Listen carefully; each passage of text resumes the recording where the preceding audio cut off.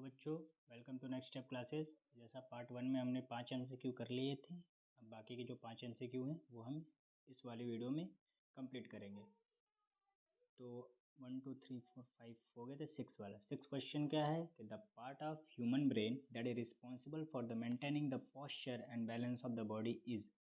मतलब human brain का वो कौन सा पार्ट है जो रिस्पॉन्सिबल होता है हमारे पोस्चर को मेंटेन करने के लिए और हमारे बॉडी के बैलेंस को बनाने के लिए, मतलब मेंटेन करने के लिए।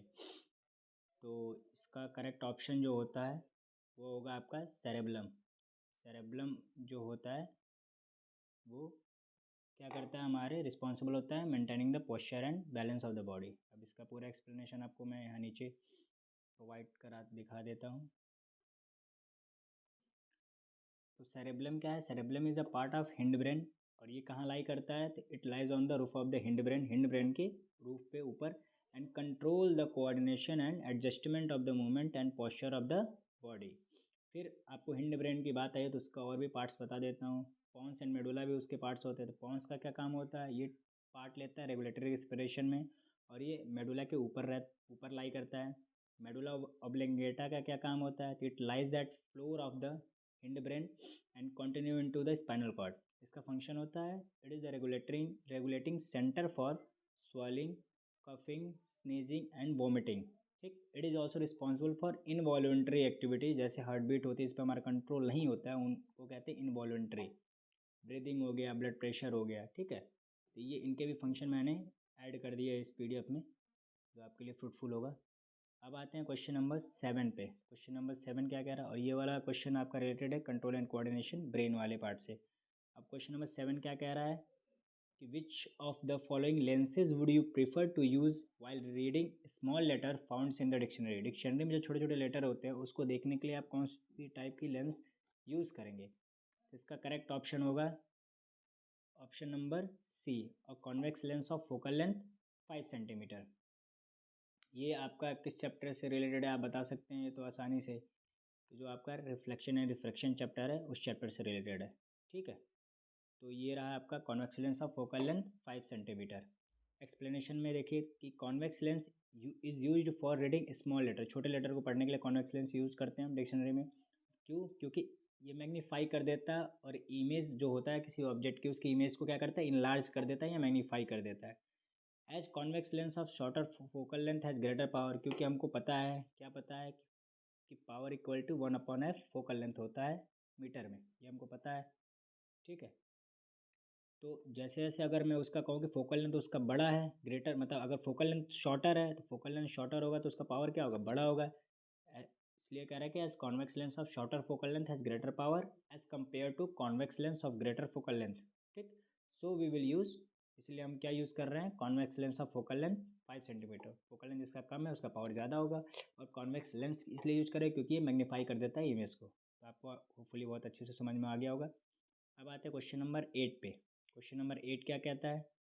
क्वेश्चन नंबर 8 क्या कह रहा है कि in which of the following diagram has the protractor been correctly placed to measure the angle of incidence and angle of emergence. मतलब कौन से डायग्राम में हमारा प्रोटेक्टर को करेक्टली रखा गया है जहाँ से हम एंगल ऑफ इंसिडेंस मेजर कर सकते हैं और एंगल ऑफ इमरजेंस को मेजर कर सकते हैं। ये आपके लिए बहुत ही नया क्वेश्चन होगा। तो इसका ऑप्शन होगा ए एंड, यहाँ देख लेते हैं ऑप्शन क्या है। पहला AC, दूसरे में AD, तीसरे में BC और चौथे में BD। तो इसका करेक्ट ऑप्शन है A एंड C। ठीक, क्यों? तो आपको पहले तो पता होना चाहिए कि एंगल ऑफ इमरजेंस क्या होता है, एंगल ऑफ इंसिडेंस क्या होता है। इनके बारे में अगर आपको पता रहेगा तो आप फिर आगे प्रोसीड करेंगे। तो देखिए पहले रीज़न क्या लिखा है कि because the protector should always be placed in such way. Protector को हमको ऐसे रखना है कि उसका जो बेस होगा such that it's base is always along normal of incident ray या इमरजेंट रे। मतलब वह इमरजेंट रे और इंसिडेंट रे के हमेशा नॉर्मल हो। नॉर्मल मतलब परपेंडिकुलर हो। क्या?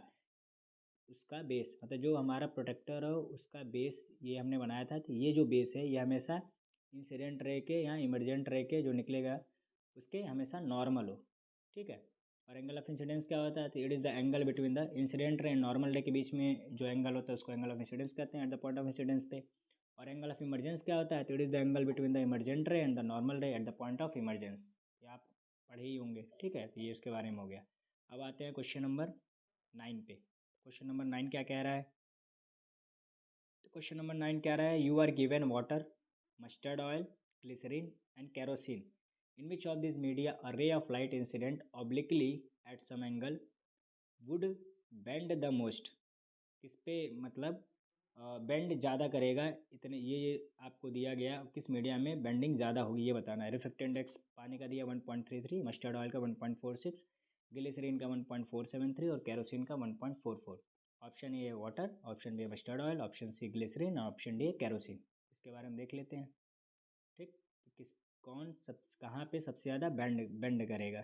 ठीक, तो ग्लिसरीन में करेगा। क्यों, ग्लिसरीन का रिफ्रैक्टिव इंडेक्स सबसे ज़्यादा था, कितना था, तो 1.467। देख लेते हैं एक बार वैल्यू, तो उसकी वैल्यू थी 1.473 था, 473। ठीक है, तो सबसे ज़्यादा वैल्यू किसकी थी, ग्लिसरीन की थी। तो ग्लिसरीन क्या करेगा, ज़्यादा बेंड करेगा। तो out of the given four materials the refractive index of glycerine is highest, so greatest deviation of incident light ray is observe in case of glycerine. Additional information में क्या है कि हमको ये कॉन्सेप्ट याद रखना है, क्या याद रखना है कि higher the refractive index of substance, जितना रिफ्रैक्टिव इंडेक्स उसका ज़्यादा होगा वो उतना डेंसर मीडियम में जाएगा, ये तो आपको पता ही रहता है। एक और कॉन्सेप्ट आप याद रखिए कि higher the refractive index of a substance तो more it will change the direction of a beam of light passing through it. ठीक है, जितना हायर उसका रिफ्रैक्टिव इंडेक्स होगा उतना ज़्यादा डायरेक्शन जो होगी बीम ऑफ लाइट की वो क्या होगी, बदलेगी। और दूसरा कॉन्सेप्ट क्या है कि इसका रिफ्रैक्टिव इंडेक्स ज़्यादा होता है वो उतना ज़्यादा डेंसर होता है। ठीक, तो ये दो कॉन्सेप्ट आपको यहाँ से सीखने को मिलेगा। ये क्वेश्चन आपका उसी लाइट रिफ्लेक्शन रिफ्रैक्शन से ही है। अब आता है क्वेश्चन नंबर 10। क्या कह रहा है कि a person can not see distinctly the object kept beyond 2 metre, this defect can be corrected by using the lens of power. इसका ऑप्शन हम टिक कर देते हैं, क्या था, ग्लिसरीन था। ठीक है, इसका ऑप्शन क्या था, ANC था। तो पावर कौन सा होगा, +0.5 डायोप्टर, -0.5 डायोप्टर, सी है +0.2 डायोप्टर या डी -0.2 डायोप्टर। ठीक, इसका करेक्ट ऑप्शन होगा आपका -0.5 डायोप्टर। अब ये क्यों होगा तो उसका एक्सप्लेनेशन हम आपको यहाँ पे दिखा दे रहे हैं, मैं नहीं दिखाऊंगा, मैं बस आंसर बताया हूँ कि इसका आंसर क्या है, -0.5 डायोप्टर। इसका एक्सप्लेनेशन आप खुद क्या करेंगे, कमेंट बॉक्स में मुझे लिख के बताएंगे। बाकी मैंने ये 0.5 डायोप्टर कैसे आया तो इस फॉर्मूले के हिसाब से आया। आपको बस यही रीज़न बताना है कि मैंने यहाँ +0.5 डायोप्टर क्यों नहीं लिया है, -0.5 डायोप्टर क्यों लिया है। तो एक्सप्लेनेशन आप मुझे गिवन कमेंट सेक्शन में मुझे आप बताएंगे, मैं देखता हूँ, मैं उसको रिप्लाई करूँगा या उसको बताऊँगा कि उसके एक्सप्लेनेशन सही है कि गलत है। तो थैंक यू सो मच। आपको ये 10 MCQ मेरे हिसाब से बहुत ही फ्रूटफुल होंगे, बहुत आपके लिए फ़ायदेमंद होंगे, क्योंकि ये बहुत न्यू पैटर्न पे थे और लगभग कुछ ना कुछ भी इम्पोर्टेंट हर एक चैप्टर से निचोड़े गए थे। तो thank you so much, support बनाए रखिएगा, लाइक शेयर एंड सब्सक्राइब हमारे चैनल को कर दीजिए। Thank you.